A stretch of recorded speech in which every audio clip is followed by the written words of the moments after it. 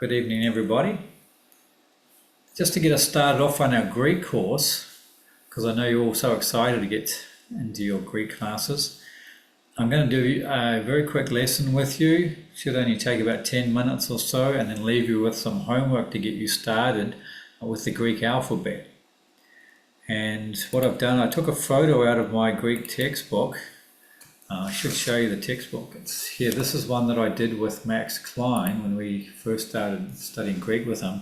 It's called The New Testament Greek for Beginners by J. Gresham Machen, I think it is. It was originally published in 1923, so it's over 100 years old now, and still, as far as I know, it's still used in seminaries to a certain degree, but it's sort of been the standard in seminaries for over 100 years. And one of the opening pages, it begins with the Greek alphabet, which is what we're going to do now. What I want you to do is to learn the letters, and you'll have to write them down as your homework. Now you'll see here, it might be a little bit small on your screens. If you do have problems seeing this, I think it's probably better if you just go online. There's a lot of, if you just type in ancient Greek letters or Greek letters for biblical Greek, you can find stuff fairly easily. What I should explain though is that you've got two rows of letters here, starting off alpha to omega. There's 24 letters in the Greek alphabet, and they have what's called the uncials, U-N-C-I-A-L-S. Uncials is the capital letters, which was used originally in the manuscripts. So the ancient Greek writers, whether it's for the Bible or other manuscripts as well, other books and writings, they would use the they would use the uncials, the capital letters only. The small letters only came in afterwards. So it's quite interesting. I think I've got an example. If I give you another screen share here, it hasn't come up. Okay, but you can have a look online for that.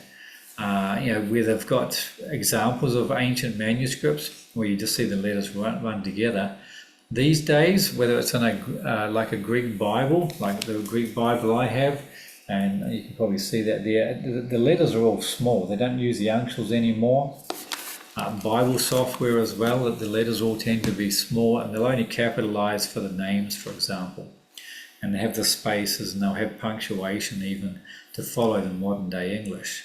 Again, that's not how it used to be in the older times, 2,000 years ago. Okay, so what I want you to do is to learn those letters. If you just copy them out, or again, you could have people teaching it on YouTube. Just start off alpha, beta, gamma, delta. I'll do the pronunciations with you now, actually. The way that I learn the pronunciations, different people might have it slightly different. Probably nobody really knows, because language does change, pronunciations change, and especially over 2,000 years. But approximately something like this: alpha, beta, gamma, delta, epsilon, zeta, eta, theta, iota, kappa, lambda, mu, nu, xi. That's got a slight x sound, and then you finish off with the xi. Omicron, pi, which you're familiar with from your math, algebra, rho, sigma, tau. Sigma has two types of sigma here. So you've got the sigma which happens in the middle of a word, and then you've got the sigma which happens at the end of a word. For example, the name Jesus, and you have two S's in that, or two sigmas, and the first sigma is in the middle, and then the second sigma, the S-type sigma, is at the end. Okay, so that's there's two sigmas: tau, upsilon, phi, chi, psi, and then omega to finish off. Okay, so what I want you to do is to write those out, alpha to omega, and the uncials, the big letters. If you can do three lists of that, or do that 3 times.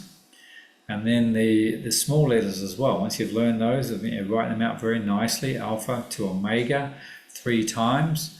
And then if you just take a photo, or I guess that's the best way, you take a photo on your phones and you can send that to me to show that you've done that. Try to make it fairly clear so I can have a good look at those letters. And then when you've done that, I want you to learn the Greek alphabet, which follows the English alphabet. And it's quite a fun exercise. It's something I did with my children when they were starting off at homeschool. And it's pretty simple. So what I want you to do, you have to learn it first, and then to show me that you've memorized the alphabet, I want you to do like a video selfie of yourselves with your eyes closed or eyes covered, and then you're singing the Greek alphabet song. Okay, so it might seem a little bit silly, but I think it's the best way to learn, just like we learn the English alphabet. So you do something like this in your best Filipino voices, of course. I'll just expand the screen. So if I stop the share, okay, this brings it. Okay, so you close your eyes like this and you can sing. So you go alpha, beta, gamma, delta, epsilon, zeta, eta, theta, iota, kappa, lambda, mu, nu, xi, omicron, pi, rho, sigma, sigma, tau, upsilon, phi, chi, psi, omega, and you've done the song, right? So notice I did the sigma twice because you need to do that to fit in with the alphabet, to fit the rhythm of the song, but also because there is 2 sigmas in that as well. Okay, so that should give you a bit of work to keep you busy over, it might only take an hour or so to put it together, but with repetition, you can do it fairly quick. And again, just send me a photo of the alphabet you've written out and a selfie video of you singing the alphabet song with your eyes closed, or have something over your head or something. Okay, so have fun with that, and we'll see you soon.